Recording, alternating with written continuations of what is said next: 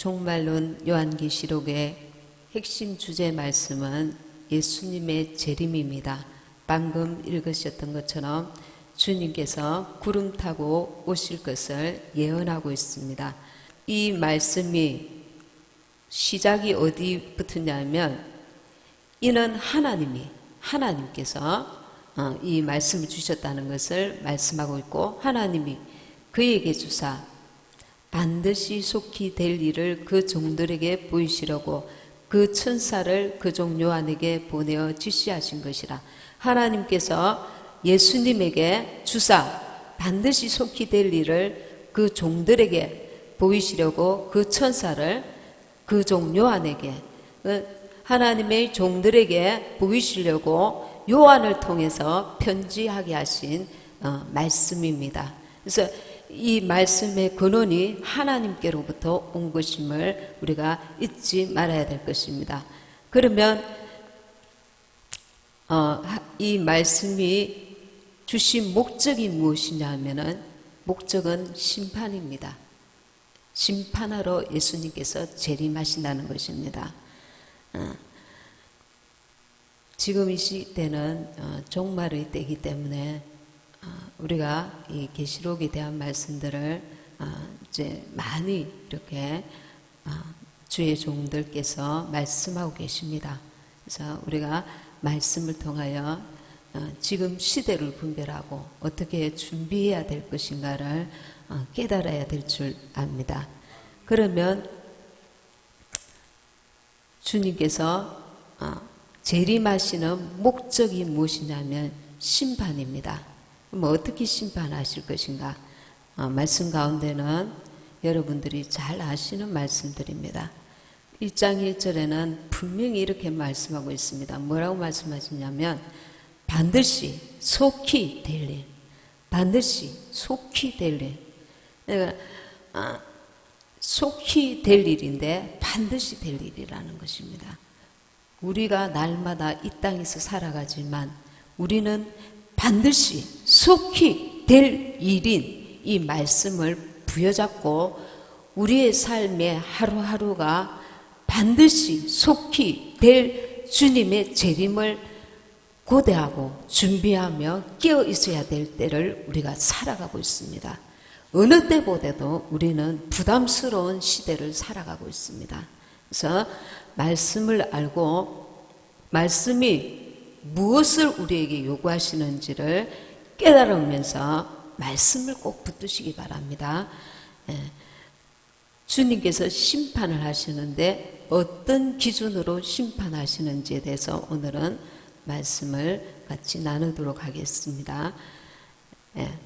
첫째는 알곡과 죽정이에 대해서 심판하러 오십니다. 계시록 14장 14절에서 16절입니다.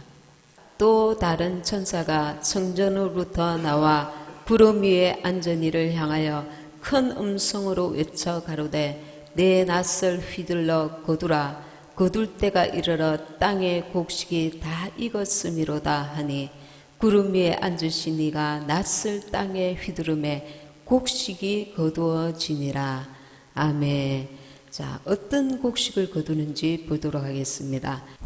마태복음 3장 7절입니다. 요한이 많은 바리새인과 사두개인이 세례 베푸는 데 오는 것을 보고 이르되 독사의 자식들아 누가 너희를 가르쳐 임박한 진노를 피하라 하느냐. 그러므로 회개에 합당한 열매를 맺고 회개에 합당한 열매를 맺으라는 것은 우리가 입으로 회개하면서 온전한 회개는 돌아서야 하는 것입니다. 그래서 가던 길을 멈추고 돌아서는 것입니다. 그래서 회개에 합당한 내가 회개했습니다. 그 증거로 그 회개에 합당한 열매를 하나님 앞에 내어놓아야 너는 옳다. 그 회개에 합당한 열매를 보시고 우리가 참으로 회개한 자인 것을 주님께서 인정하시겠다는 것입니다. 그래서 회개에 합당한 열매를 맺는 자가 알곡입니다. 그러나 회개에 합당한 열매를 맺지 않는 자는 쭉정이로 머물러 있게 됩니다. 그 다음에 아름다운 열매와 나쁜 열매입니다. 여기 마태복음의 7장 15절 7장 15절부터 20절까지 거짓 선지자들을 삼가라. 양의 옷을 입고 너희에게 나아오나 속에는 노략질하는 이리라. 그의 열매로 그들을 알지니 가시나무에서 포도를 또는 엉겅퀴에서 무화과를 따겠느냐. 이와 같이 좋은 나무마다 아름다운 열매를 맺고 못된 나무가 나쁜 열매를 맺나니 좋은 나무가 나쁜 열매를 맺을 수 없고 못된 나무가 아름다운 열매를 맺을 수 없느니라. 아름다운 열매를 맺지 아니하는 나무마다 찍혀 불에 던지우느니라. 이러므로 그의 열매로 그들을 알리라. 거짓 선지자들을 삼가라. 지금 우리 대한민국의 거짓 선지자들을 기독교 안에서 WCC에 가입한 자들은 우리가 성경 말씀에 비추어 보았을 때 거짓 선지자들로 우리가 말할 수 있습니다. 왜 그러냐면은 유일신 대신 하나님을 부인하기 때문에 그렇습니다. 다른 종교도 구원이 있다라고 돌아가는 것입니다. 핵심은. 그래서 하나님이 유일신 되시고 오직 하나님의 아들 예수님으로만 구원이 있는데 유일신 사상을 첫째 계명을 완전히 저버리는 것입니다. 그래서 이 종교에도 저 종교에도 다 기독교와 같은 하나의 종교로 기독교가 종교가 아니고 우주 만물을 창조하신 하나님, 유일신 하나님을 믿는 그 신앙을 완전히 배도하는 것입니다. 그래서 열매로 그들을 알지. 우리가 이 한 가지만 생각하면 이것은 열매인 것입니다. 나쁜 열매. 그래서 교회가 끝으로는 크고 화려하고 사람들도 가득하 있는데 그 양들은 아무것도 모르는데 지도자는 배교의 길로 갔다고 우리가 말할 수가 있는 것입니다. 그냥 좋은 것이 좋다. 불교하고도 사이좋게 지내고 사랑으로 우리가 하나 되자. 그러나 이것은 그냥 사랑을 베푸는 자리가 아니라 기독교를 부인하는 유일신 사상을 우리 완전히 배도하는 일입니다. 그래서 이 시대에 이것은 나쁜 열매인 것입니다. 그 속에 15절에 보면 거짓 선지자들을 삼가라. 양의 옷을 입고 너희에게 나오나 속에는 노략질하는 일이라. 처음부터 노략질할 생각은 없었을지 모르지만 하나님의 양들을 노략질하는 1위의 자리에 쓰게 되는 것입니다. 영혼을 악한 자에게 끌고 가는 것과 똑같은 것입니다. 아무것도 몰랐습니다. 그래서 나는 이 교회에 다녔습니다. WCC가 뭔지도 몰랐습니다. 그러나 결과는 자신이 져야 되는 것입니다. 그 책임을. 이것은 아주 무서운 일입니다. 그래서 아름다운 열매를 맺는 자와 나쁜 열매를 맺는 자를 이렇게 말씀하고 있습니다. 그래서 이 마지막 때일수록 자기 영혼을 아주 조심스럽게 가는 곳마다 만나는 사람들마다 경배하고 조심해야 합니다. 그리고 세 번째는 뜻대로 행하는 자, 그리고 불법을 행하는 자에 대해서 지금 7장에 그대로 나와 있습니다. 7장 21절에서 23절 말씀입니다. 자, 같이 한번 그대로 읽겠습니다. 7장 21절부터 23절 시작. 나더러 주여 주여 하는 자마다 천국에 다 들어갈 것이 아니요 다만 하늘에 계신 내 아버지의 뜻대로 행하는 자라야 들어가리라. 그날에 많은 사람이 나더러 이르되 주여 주여 우리가 주의 이름으로 선지자 노릇하며 주의 이름으로 귀신을 쫓아내며 주의 이름으로 많은 권능을 행치 아니하였나이까 하리니 그때에 내가 저희에게 밝히 말하되 내가 너희를 도무지 알지 못하니 불법을 행하는 자들아 내게서 떠나가라 하리라. 그 다음에 24절에 시작. 그러므로 누구든지 나의 이 말을 듣고 행하는 자는 그 집을 반석 위에 지은 지혜로운 사람 같으리니. 아멘. 나더러 주여 주여 하는 자마다 다 들어가는 것이 아니라 했습니다. 내 아버지의 뜻대로 행하는 자라야 들어가리라 했습니다. 내 아버지의 뜻은 율법의 교훈을 받아 하나님의 뜻을 알고 그 뜻을 이루는 것입니다. 그 뜻이 무엇입니까? 하나님을 사랑하고 이웃을 내 몸과 같이 사랑하는 것입니다. 베드로전서에 보면 선을 행함으로 고난받는 것이 하나님의 뜻일진데 이 말씀하고 있습니다. 첫째는 하나님을 사랑해야 됩니다. 하나님께 바른 예배를 드려야 합니다. 그리고 이웃을 또 내 몸과 같이 사랑해야 합니다. 마귀에게 속했던 마법사에 속했던 사탄을 숭배하던 사람이 아주 이렇게 사탄의 그런 높은 자리에 있던 사람이 한 말인데, 기독교에서 이렇게 예배를 드릴 때 하나님 앞에 예배를 정말 진실함으로 하나님 앞에 온 마음을 다해서 예배를 이렇게 딱 드린 사람의 예배는 하나님께서 받으시는데, 예배가 상달되지 못한 사람의 예배는 어디로 가느냐면 마귀가 받아먹는답니다. 그러나 우리는 거기까지 생각 안 하잖아요. 가인과 아벨이 예배 드릴 때에 아벨의 예배는 받으시고 가인의 예배는 받지 아니하셨습니다. 그때에 누가 들어갑니까? 가인 속에 마귀가 들어갑니다. 그래서 우리가 하나님 앞에 예배 드릴 때에 아주 집중해야 합니다. 그리고 마음을 다해야 됩니다.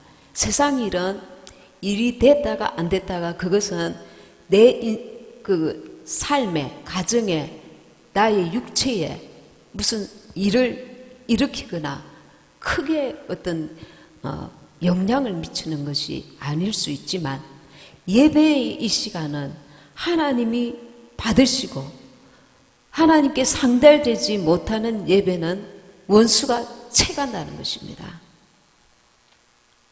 그래서 예배를 우리가 소홀히 하면 안 됩니다. 예배 시간 10분 전에는 조용히 하나님 앞에 예배를 위해서 마음을 쏟아서 기도하셔야 합니다. 잡담을 예배실에는 삼가시고 정말 하나님 앞에 회개하시면서 이 예배가 하나님 나의 예배를 받으시옵소서. 우리 모두의 예배도 중요하지만 엄밀하게 말하면 하나님 앞에 나의 예배를 상달시켜야 합니다. 내 예배가 하나님 앞에 이 회중이 같이 있을지라도 받으시는 사람의 예배가 있고 받지 아니하시는 사람의 예배가 있다는 것을 잊지 말아야 합니다. 가인과 아벨이 같이 예배를 드렸는데 아벨의 예배는 흠량하시고 가인의 예배는 받지 아니하셨습니다. 그때 원수가 침입하는 들어오는 것입니다.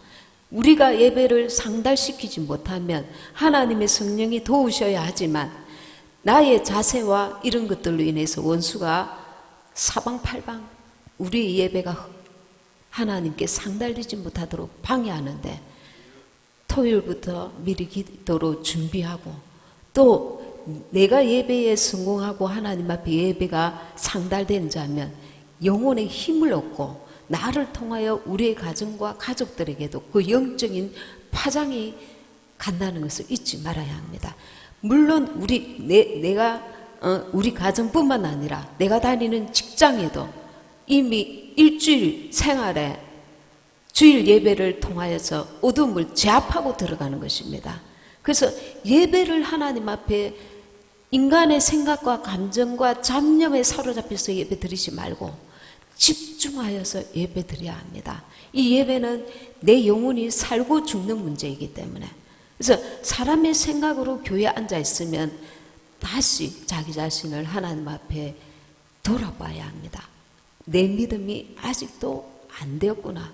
자기 자신을 돌아보시고, 그래서 여기는 교회다, 이 마음을 제대로 가지고 예배의 자리에 앉아야 합니다.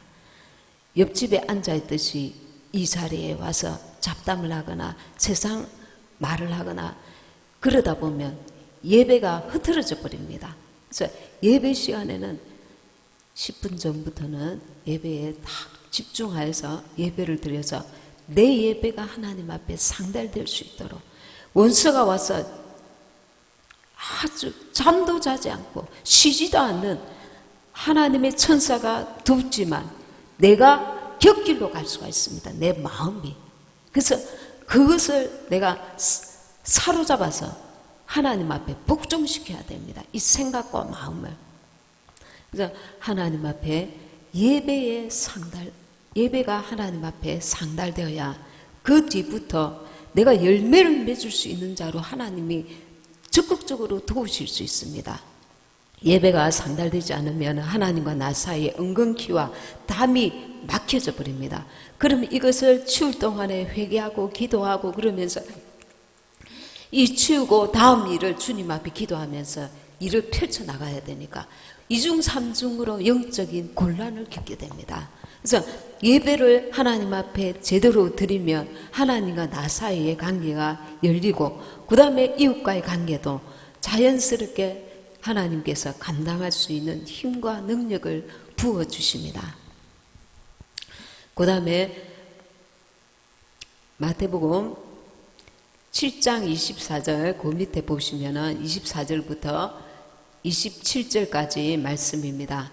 같이 읽으시겠습니다. 시작. 그러므로 누구든지 나의 이 말을 듣고 행하는 자는 그 집을 반석 위에 지은 지혜로운 사람 같으리니 비가 내리고 창수가 나고 바람이 불어 그 집에 부딪히되 무너지지 아니하나니 이는 주초를 반석 위에 놓은 연고요 나의 이 말을 듣고 행치 아니하는 자는 그 집을 모래 위에 지은 어리석은 사람 같으리니 비가 내리고 창수가 나고 바람이 불어 그 집에 부딪힘에 무너져 그 무너짐이 심하니라.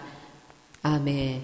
반석 위에 지은 자와 모래 위에 지은 자에 대해서 지금 말씀하고 있습니다.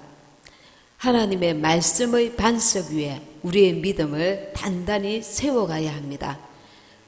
인간의 정과 욕심과 사사로운 생각에 사로잡히면, 옛사람을 쫓아서 신앙생활을 하면 되돌아가게 됩니다. 믿음이 없던 길로. 그 신앙이 우리가 자라가면 자라갈수록 그 앞에 장애물이 점점 크게 오기 시작합니다. 내 믿음을 테스트하기 위해서. 그러면 점점 더 그 깊이와 넓이와 높이를 더한 믿음을 나는 가져야 합니다. 어떻게? 주님께 기도함으로.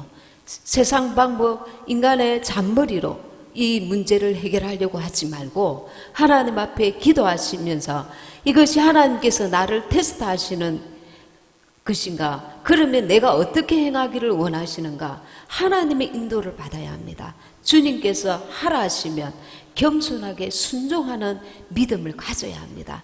그래야 그 단계를 이겨나갈 수가 있습니다. 그렇지 않으면 다시 처음부터 그 믿음이 처음부터 다시 시작됩니다. 그러면 계속 미끄러집니다. 그 부분에서 미끄러지고 또 미끄러지고 또 미끄러지면 이제는 그 벌거벗은 믿음으로 이제는 주님 앞에 가게 됩니다. 상급을 쌓지 못하고.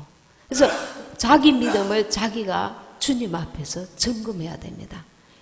정과 욕심과 사람의 생각과 감정과 판단과 내 의지로 신앙생활 하지 말고 기도하면서 하나님의 인도를 받으려고 작정하시고 신앙생활 하셔야 합니다. 그래야 원수가 틈타지 않습니다. 사사로운 인간의 감정과 생각과 판단과 의지가 항상 개입되기 때문에 내 뜻대로, 하나님 뜻대로 신앙생활 하는 것이 아니라 내 뜻대로, 그러니까 말씀의 반석 위에 세워지지 않고 인간의 감정과 생각과 판단이 들어가서 신앙생활 하기 때문에 반석 위에 지은 집이 아니라 모래 위에 지은 집이 되어서 그 부분에서는 항상 미끄러져서 신앙생활이 더 높아 단계를 올라가지 못합니다. 이것이 우리의 신앙생활을 얼마나 방해하는지 모릅니다. 그러면 내 보기에 좋은 대로 가인이 그리하였습니다. 가인이 하나님께서 그 예배를 받지 아니하시면 돌아서서 하나님 앞에 회개하면서 내가 무엇이 잘못되었습니까? 주여 나로 깨닫게 하시고 나를 불쌍히 여겨 주옵소서. 이렇게 해야 되는데 얼굴이 감정이 동생 아벨의 제사는 받으시고 내 제사는 받지 아니하셨다는 데에 시기와 분냄이 얼굴에 나타났다고 했습니다. 그래서 하나님께서 너는 죄를 다스릴지니라. 제가 네 문 앞에 엎드리고 있다. 하나님 앞에 우리가 예배를 상달하지 못할 때에 죄가, 원수가 우리로 기다리고 딱 있습니다. 내가 예배를 다음에 예배 잘 드리면 되겠지. 그게 아니고 내가 예배를 딱 실패하고 돌아섰을 때에 나를 누가 기다리냐면 원수가 딱 문 앞에 기다리고 있어서 나를 맞을 준비를 하고 있는 것입니다. 그래서 우리가 하나님 앞에 예배하는 것은 세상의 첫날보다도 귀하고 존귀한 시간이며 엄청난 시간이며 죽고 사는 문제가 걸린 문제가 될 수 있습니다. 그래서 예배를 소홀히 하거나 가볍게 여기거나 어리석게 판단하거나 잔머리 굴리거나 어리석은 인간의 생각과 감정이 앞서서 예배를 흐트리게 잡념에 사로잡히거나 예배에 집중하지 아니하거나 그럴 때에 예배가 온전히 상달되지 못할 때에 얼마나 우리는 비싼 그 대가를 지불해야 될지 모릅니다. 무서운 것입니다. 가인은 마침내 아벨을 죽이고야 맙니다.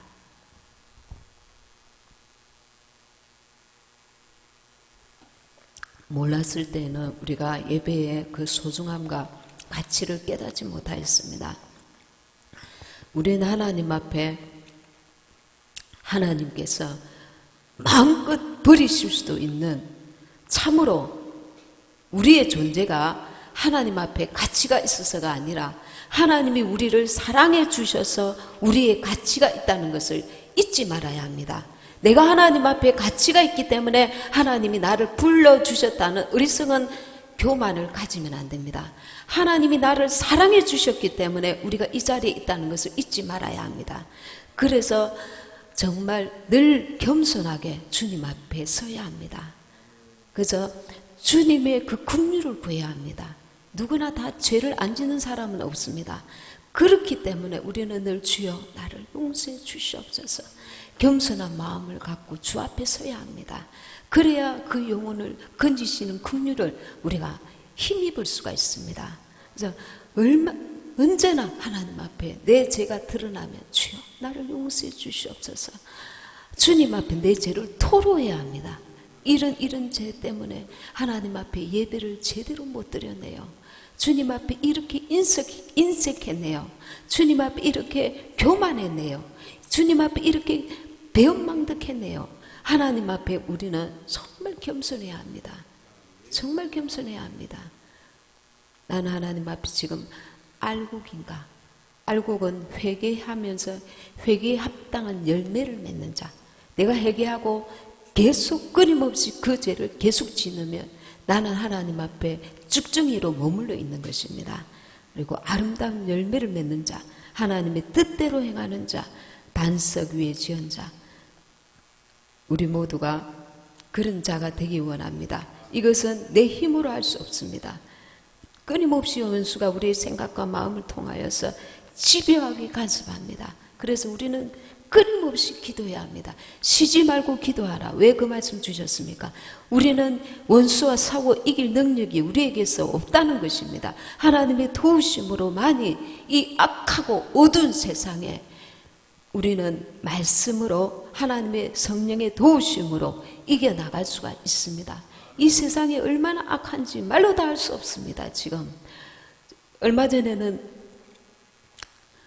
이단교를 믿는 외국의 사람이 그 엄마가 3살짜리 여자아이를 그 이단교를 믿는 사람들과 같이 어울려서 장작더미에 불을 피워가지고 이 아이가 뭐 악한 영이 쌓였다고 잘못 알고 이 여자아이를 그 불 붙는 장작더미 위에 산채로 친 엄마가 그 사람들과 같이 불태워 죽여서, 그래서 경찰이 그 주위에 있던 그 이상한 교를 믿고 있는 사람들을 같이 끌어다가 수사를 하고 지금 감옥에 있고, 그 교주는 지금 행방불명이라서 찾고 있답니다. 우리나라는 아니지만 우리나라에도 얼마나 지금 불법이 성행하고 이 마지막 때인 것이 피부로 와닿는 정말 우리가 상상할 수 없었던 일들이 일어나고 있는 이 시대입니다. 정신을 바짝 차려서 하나님의 말씀 안에 우리가 거하고 주의 뜻대로 살아가야 되겠다. 옛날처럼 그냥 아니라고 평안한 시대의 사람들처럼 미적미적거리고 신앙생활을 허투루 하다가는 쭉정이 받게 될 길이 없습니다. 그래서 하나님과 나 사이의 신앙생활을 똑바로 해야 됩니다. 사람들 속에 내가 아니라 하나님과 나 사이에 진실한 신앙생활을 하셔야 합니다. 그것이 내가 사는 길이고 내 가족을 살리는 길이고, 너와 같이 나를 통하여서 우리 가족들이 기생 라합과 같이 나를 통하여 우리 가족이 하나님께로 돌아오는 기회를 하나님이 주실 수 있다는 것을 잊지 말아야 합니다.